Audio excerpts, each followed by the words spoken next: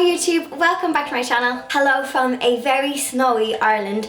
We are in the midst of a little beast from the east blizzard storm, Emma I think they're calling it. So if the lighting is a little bit bluey in this video, it's just because the sun is reflecting, well the snow is reflecting in and it's making the lighting a bit funny. So in today's video I am giving a chair a little makeover because we all know how much I love a good chair makeover and I can't see anyone throwing out a chair. Even if it doesn't match, I just have to have it and give it a facelift. What I actually done in today's video is something that I've never actually done before, not properly. So the seat I have in today's video, I'm going to say reupholstered the seat pad. I wouldn't call it reupholstery, it's not professional at all, but I'm going to show you how I changed the cover on the seat pad that was in this chair. So let's talk about the before of this chair. So I got this chair off a lady in work and she was throwing it out and I got my paws on it because I can't resist her. I remember driving home with the chair in the passenger seat. So it's like a Mexican pine type of wood and I really like the shape of this chair. It's got really nice shaped legs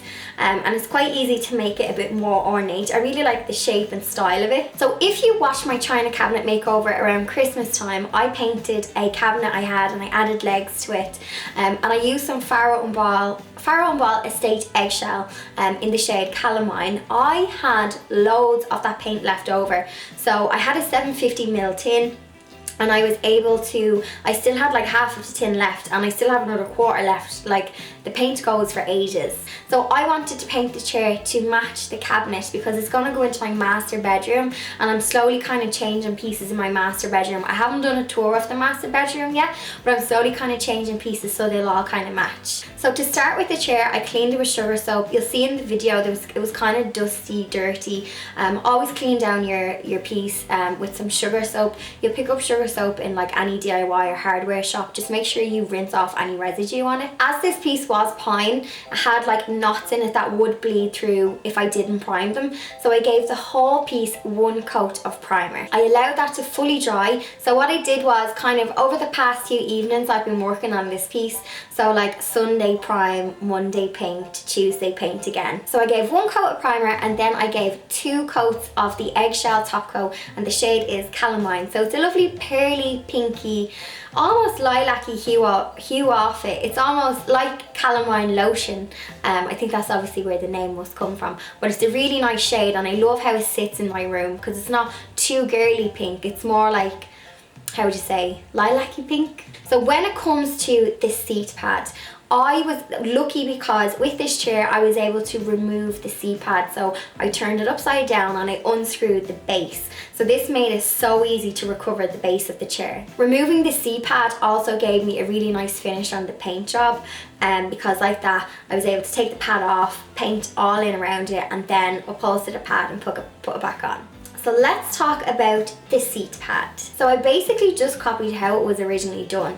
The seat pad itself was in really good condition. The fabric was just dirty. So I hoovered the fabric and then I just kind of washed the fabric down and let it fully dry. There was no tears, rips, anything wrong with the fabric itself. So I decided to keep it and then cover over it. Had the fabric been damaged in any way, I would have simply unpicked it. It was staple gunned all underneath. I would have just unpicked it and removed it.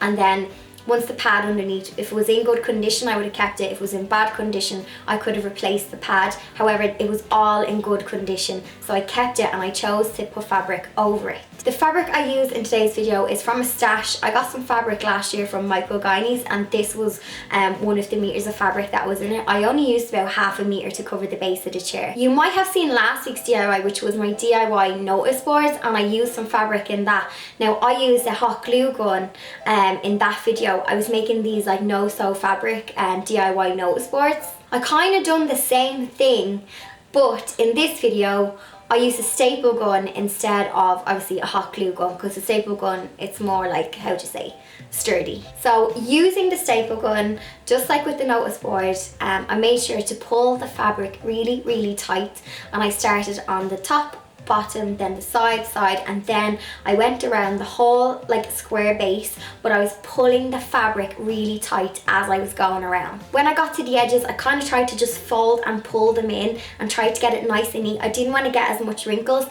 and I think for my first shot at changing a seat pad, I don't think I got as many wrinkles. There is 1 or 2 wrinkles, but I think for my first shot it's actually quite good. So once I was happy with the seat pad, I then sat it back on and I drilled it back into the base of the chair. Now another thing I done to this chair, because basically I had put the fabric seat pad on, I had painted it, and I was like, you know what, I think it's still missing something. I want it to be a bit more ornate. So I had some mouldings, Alien from Shabby.ie, I'll pop her name here. She'd given me some of the rubber mouldings, which I had never tried before, and I had one old resin moulding in my stash. So I had this lovely kind of, I had this rubber moulding that you could put in the middle of like a Queen Anne leg, but what I decided to do was I cut it in two. So this one moulding I got the two legs out of. You might see Blondie's tail poking. She may join us for this video. She's a bit grumpy today because of the snow, because she hasn't been able to go outside. I'm allowing her to go outside. She's just been a princess and she will not go near the snow. She's actually afraid of the snow. So mouldings. Yes, this moulding I was able to cut in two, and then using some glue on, what glue did I use? You can use No More Nails, but I actually used a glue that was kind of a quick grab glue. So I positioned it on, glued it. Once I was happy, put it on, let it fully dry. You can use some frog tape, you know, the one for painting, it won't lift your paint. You can position that, use some frog tape to keep it in position while the glue dries. So I applied the moulds and then I painted them.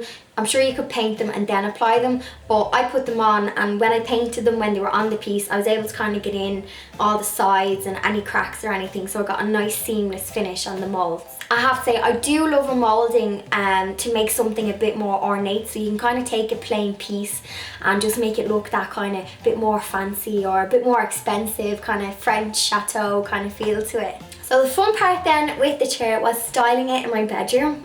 So I'm going to keep it in the master bedroom because it matches the china cabinet perfectly. Those of you will remember my china cabinet, I'll link the video below, but I still think today that's really intelligent. Remember I used my car jack to jack up the piece so I could put on the legs. I actually put the car jack back in my boot last week, and it makes me smile now every time I look at the car jack. So that is my finished chair. I will insert a few clips now of how I kind of style the chair up in my room to give you a proper little look at the chair. What I'm going to do is in my master bedroom, I want to get a little bit of work done. So I kind of have this chair as, in my head, down the line I'm going to have it maybe at a table, like a dressing table or a desk. So that's what I kind of have it in mind for in the room. And yes, guilty as charged. I am guilty of having the chair in the bedroom that you throw all your clothes on. Which you don't see that on Instagram. You see the pretty chair on Instagram, but what you don't see on Instagram is the pile of clothes that is also on the pretty chair. So let me know below, have you given any chairs a recent makeover? I do love a good chair makeover, and I think when you start kind of upcycling and painting, a chair is kind of one of the first things you tackle. So make sure to tag me in your pictures over on Instagram. Give me a thumbs up if you enjoyed today's video. Cheeky thumbs up as always. Don't forget to subscribe if you are new to my channel, and thank you so much for watching. Hopefully if I'm not snowed in, there'll be a video next week, but today's Wednesday when I'm filming this, and as you are watching this, I think it's to be the worst of the snow. We have like a red alert, and in Ireland we don't really deal well with extreme weather, don't we not, Blondie? It's so funny because yesterday the shops ran out of bread so I managed to get a loaf, and all the shelves were like empty because people were like panicking, and I was like, it's not bread you need to be buying, it's like Guinness and yeah. So if I'm back next week, I survived the snow. Thanks so much for watching.